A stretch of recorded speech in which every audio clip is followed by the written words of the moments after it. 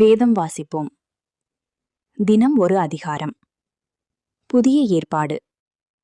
யோவான் எழுதின சுவிசேஷம். அதிகாரம் 3.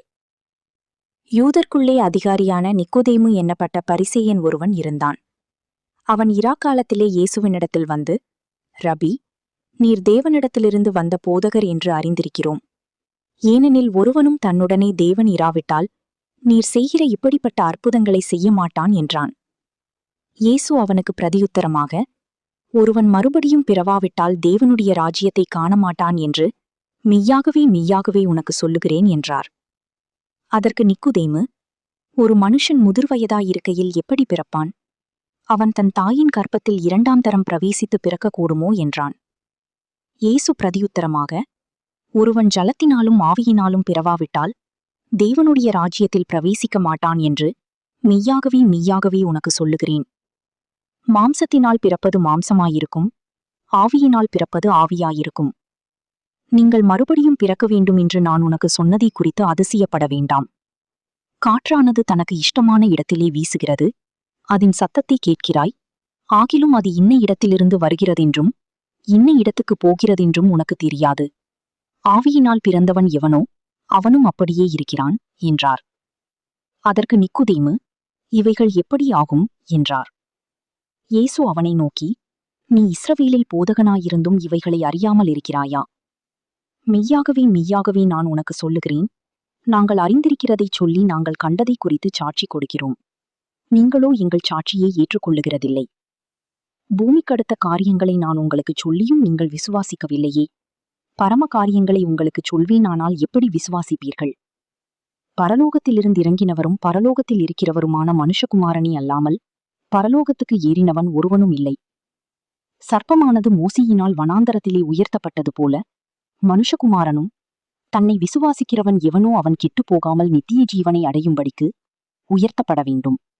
தேவன் தம்முடைய ஒரே பேரான குமாரனை விசுவாசிக்கிறவன் எவனோ அவன் கெட்டுப்போகாமல் நித்திய ஜீவனை அடையும்படிக்கு அவரை தந்தருளி இவ்வளவாய் உலகத்தில் அன்பு கூர்ந்தார்.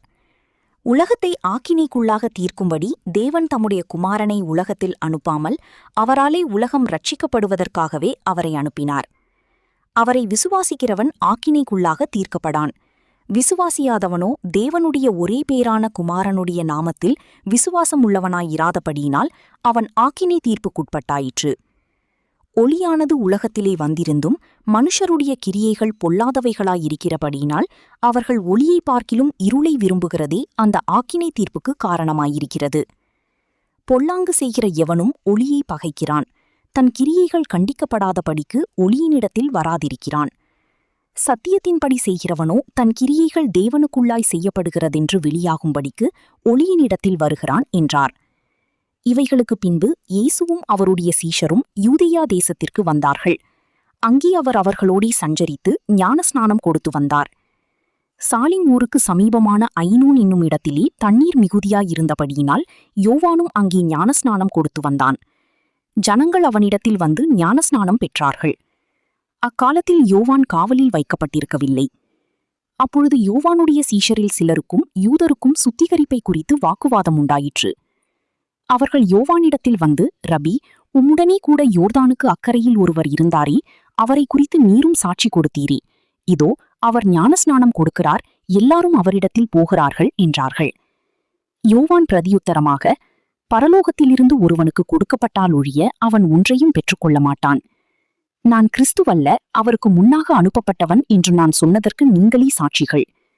மணவாட்டியை உடையவனே மணவாளன். மணவாளனுடைய தோழனோ அருகே நின்று அவருடைய சொல்லை கேட்கிறவனாய் மணவாளனுடைய சத்தத்தை குறித்து மிகவும் சந்தோஷப்படுகிறான். இந்த சந்தோஷம் இப்பொழுதே எனக்கு சம்பூரணமாயிற்று. அவர் பெருகவும் நான் சிறுகவும் வேண்டும். உன்னதத்திலிருந்து வருகிறவர் எல்லாரிலும் மேலானவர். பூமியிலிருந்துண்டானவன் பூமியின் தன்மையுள்ளவனாயிருந்து பூமிக்கடுத்தவைகளை பேசுகிறான். பரலோகத்திலிருந்து வருகிறவர் எல்லாரிலும் மேலானவர். தாம் கண்டதையும் கேட்டதையும் சாட்சியாக சொல்லுகிறார். அவருடைய சாட்சியை ஒருவனும் ஏற்றுக்கொள்ளுகிறதில்லை. அவருடைய சாட்சியை ஏற்றுக்கொள்ளுகிறவன் தேவன் சத்தியமுள்ளவர் என்று முத்திரை போட்டு நிச்சயப்படுத்துகிறான். தேவனால் அனுப்பப்பட்டவர் தேவனுடைய வார்த்தைகளை பேசுகிறார். தேவன் அவருக்கு தமது ஆவியை அளவில்லாமல் கொடுத்திருக்கிறார். பிதாவானவர் குமாரனில் அன்பாயிருந்து எல்லாவற்றையும் அவர் கையில் ஒப்புக் கொடுத்திருக்கிறார். குமாரனிடத்தில் விசுவாசமாயிருக்கிறவன் நித்திய ஜீவனை உடையவனாயிருக்கிறான். குமாரனை விசுவாசியாதவனோ ஜீவனை காண்பதில்லை. தேவனுடைய கோபம் அவன் மேல் நிலை நிற்கும் என்றான். ஆமீன். கர்த்தருடைய ஆசீர்வாதம் உங்கள் மேலிருப்பதாக. ஆமீன். ஆமீன்.